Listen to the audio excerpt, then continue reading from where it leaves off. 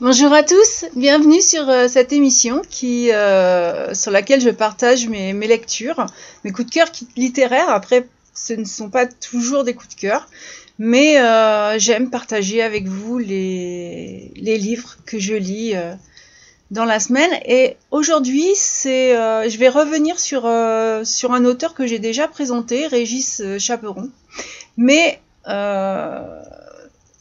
je vais vous parler de son tout premier roman qui s'intitule Hexaèdre, illusion d'une fin du monde.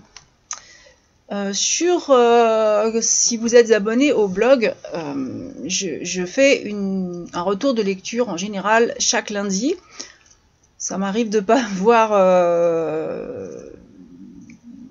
eu le temps, mais c'est assez rare. Et je partage principalement des auto-édités.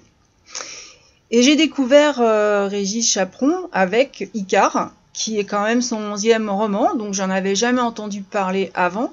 Et notre collaboration s'est pas arrêtée là, puisqu'il m'a proposé la lecture d'Hexaèdre, qui est son premier roman, qui a été publié en septembre 2021. Je le remercie vraiment pour sa confiance renouvelée, parce que c'est vrai que ça fait plaisir. Donc merci beaucoup. Et puis la couverture, j'ai quand même en plus hésité à lire et à chroniquer, surtout chroniquer ce premier roman, parce que j'avais pas du tout envie de lire un énième roman sur l'épineux, très épineux d'ailleurs, sujet du Covid-19, et donc j'ai pas mal douté. Et finalement, la couverture, le résumé, le titre, il y avait beaucoup de choses qui titillaient ma curiosité, donc j'ai accepté. Et bien m'en a pris, parce que j'ai dévoré ce bouquin en quelques jours. J'ai oublié totalement les affaires de virus. Donc voilà. Dans ce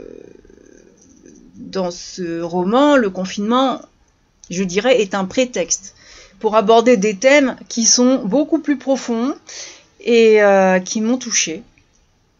J'ai vraiment suivi l'aventure intérieure des personnages. Régis Chaperon dit que ces personnages sont comme ses enfants, mais c'est ça, il leur donne vie. Et c'est assez incroyable, surtout dans ce roman, dans ce roman-là, par rapport à celui que j'avais lu avant. Les personnages, on peut même pas parler d'une psychologie des personnages bien travaillée. On a vraiment, effectivement, la sensation d'être en contact avec quelqu'un de très réel. Bon, en géométrie des solides, un hexaèdre, c'est un polyèdre à 6 faces. Et là, on a 6 personnages qui n'ont en commun que leur intérêt plus ou moins marqué. Il y en a qui sont un peu plus accros que d'autres, pour un réseau survivaliste qui s'appelle Proudhon. C'est un réseau qui est secret, et il y a des abonnés, les gens payent même pour avoir accès à ce service, et c'est vrai que ces 6 personnages n'ont que cet intérêt en commun, le survivalisme. Au début de chaque chapitre, il y a des informations en italique qui sont tout à fait exactes. Elle marque vraiment le temps depuis l'annonce du 31 décembre 2019, quand il y a eu, quand l'OMS a dévoilé les cas de pneumonie grave et d'origine virale mais inconnue à Wuhan en Chine, jusqu'au 11 mai 2020, jour où la France est déconfinée. Donc ça, c'est vraiment... il y a quelques informations qui sont mises en italique sous le titre du chapitre. Elles sont vraiment... Elles donnent une indication quant au temps qui passe à l'information et à la réaction des différents personnages face à l'effondrement, ou à l'illusion en tout cas de l'effondrement. Et j'écris et je dis souvent que la peur tue l'esprit. Mais l'angoisse d'une catastrophe annoncée comme ça, j'ai pu le voir, touche chaque humain en fonction de ce qu'il est, de ce qu'il a au fond de lui, de ce qu'il a vécu. C'est vrai que c'est très personnel, très particulier et même très intime. C'est la peur. Effectivement, la peur tue l'esprit, c'est malheureusement vrai, et il y en a qui en jouent. Mais si on y réfléchit bien, on a tous eu à un moment à craindre, que ce soit pour nous-mêmes, pour nos enfants, pour nos parents, pour l'avenir.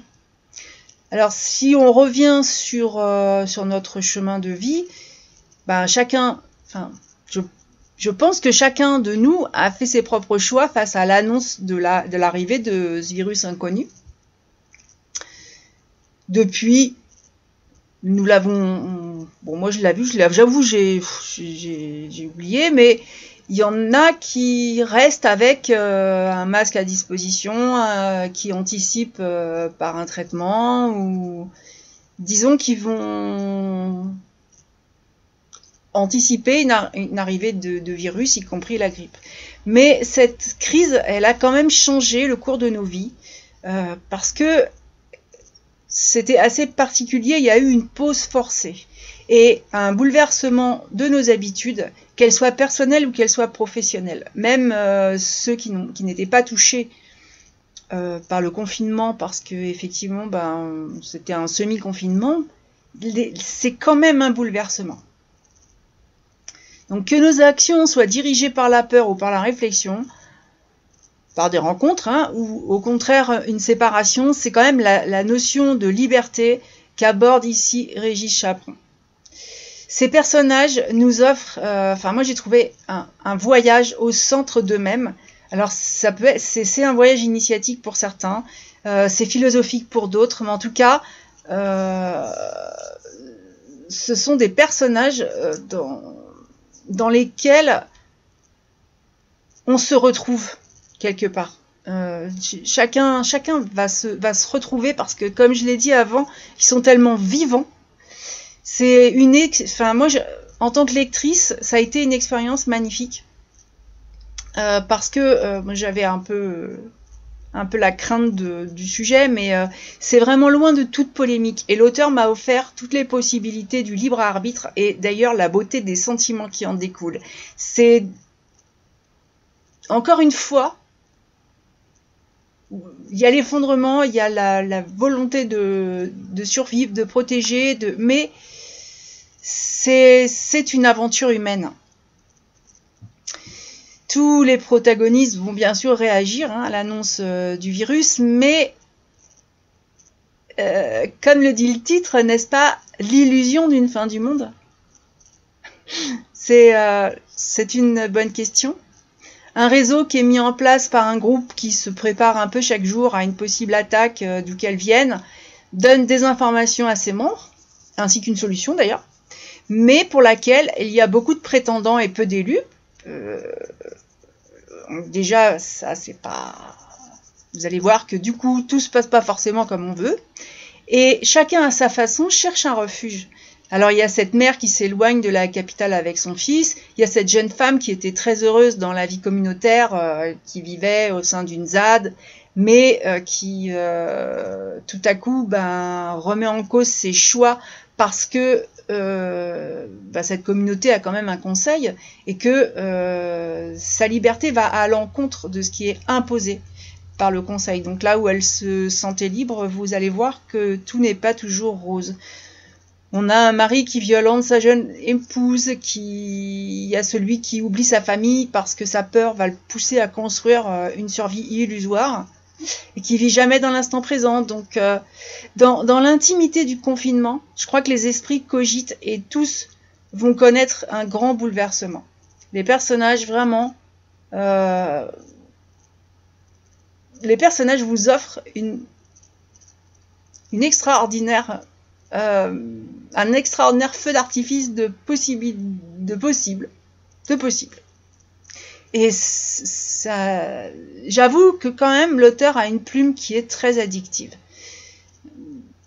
En ce qui me concerne, en tout cas, parce que il est assez déstabilisant. Et là, dans ce roman, c'est à croire que justement, ces enchaînements déstabilisants sont faits pour embarquer le lecteur dans l'esprit du moment, l'esprit des protagonistes. Donc, comme les chapitres sont peu nombreux, il y a des transitions pour passer d'un personnage à un autre. Et je vous promets que parfois ça m'a perdu, mais par contre ça accentue l'effet addictif de l'incohérence, parce que c'est une incohérence, une situation sans précédent, et puis dans la tête des personnages, c'est pas non plus tout à fait toujours clair et limpide. Et c'est une très belle surprise pour moi, parce que ma lecture a créé une bulle autour de moi. Ça m'a fait cogiter les neurones. Et je dois l'admettre, c'est vrai que personne ne détient une seule et unique vérité. Et que j'avais aussi à cette époque ma solution, bon, que j'ai lâché prise très rapidement là-dessus, mais il faut toujours qu'on mette enfin, c'est vrai que je vais être beaucoup plus mesurée, je crois, dans mes propos. Parce qu'effectivement, oui, j'ai réfléchi, et comme c'est en lien avec quelque chose qui s'est réellement passé, comme les personnages sont vivants et que peut-être que finalement certains vont se reconnaître dans leurs réactions, et toutes ces réactions sont différentes, mais n'empêche que les liens se créent, se délient et il y a une fluidité d'écriture. Vous allez être vraiment surpris parce que ça s'emboîte, et en fait il n'existe qu'un seul hexaèdre régulier, c'est le cube. Mais il y a 6 faces, et ces points-là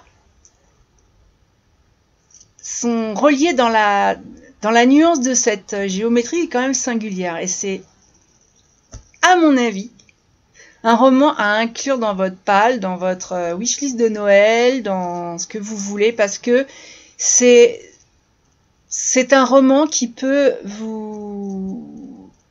ne peut d'ailleurs que vous grandir, et probablement vous aider à vous libérer de vos peurs, en tout cas à vous pousser à remettre en question des idées reçues. Et pourtant, c'est pas du tout un livre de psychologie, c'est vraiment une aventure. C'est vraiment, on suit ces 6 personnages tout au long du roman. Et ce que je viens de dire, c'est ce que j'en retire, moi. C'est un petit roman parce qu'il fait 325 pages.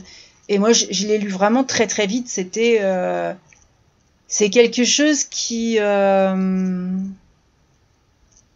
prise par les tripes. Non pas le sujet Covid, parce qu'en fait, le Covid, on a tendance à l'intérieur des lignes à l'oublier. Comme je vous l'ai dit, il n'y a pas de polémique là-dessus, il y a que des informations qui sont totalement exactes. Et la façon dont les bébés, les enfants de l'auteur, les personnages vont réagir. Et en fait, apparemment, il y a une notion qui est très chère à l'auteur, c'est la gestion des risques.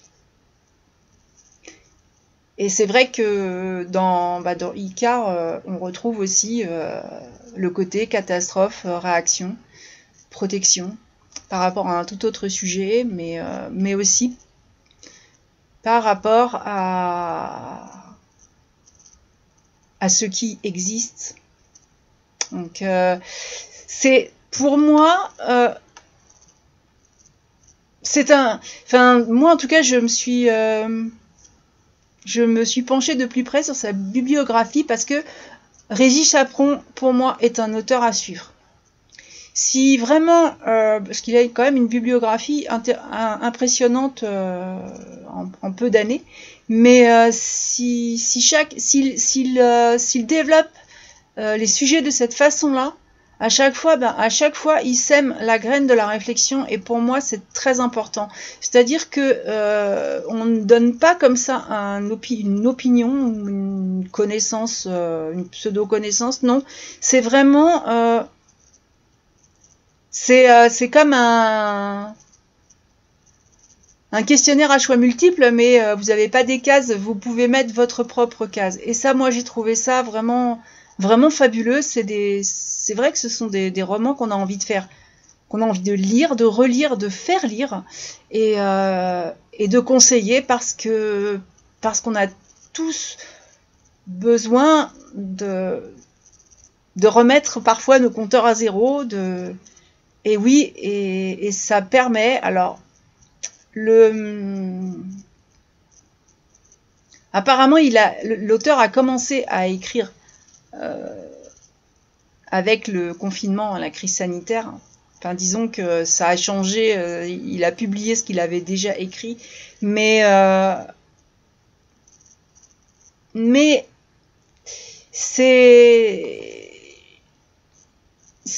il a commencé en fin de compte par un sujet qui l'a touché, qui a bouleversé et qui probablement a changé, enfin qui visiblement a changé quelque chose dans sa vie. Et je vous invite à revenir sur cette période et à vous demander qu'est-ce qui a changé profondément et qu'est-ce qui a changé, qui dure aujourd'hui, qu'est-ce que cet isolement a provoqué en vous. En tout cas, je vous conseille vivement la lecture d'Hexaèdre et j'aimerais beaucoup en reparler avec tous ceux qui l'auront lu et apprécié à sa juste valeur. Je vous laisse, je vous souhaite une très bonne semaine et je vous dis à la prochaine!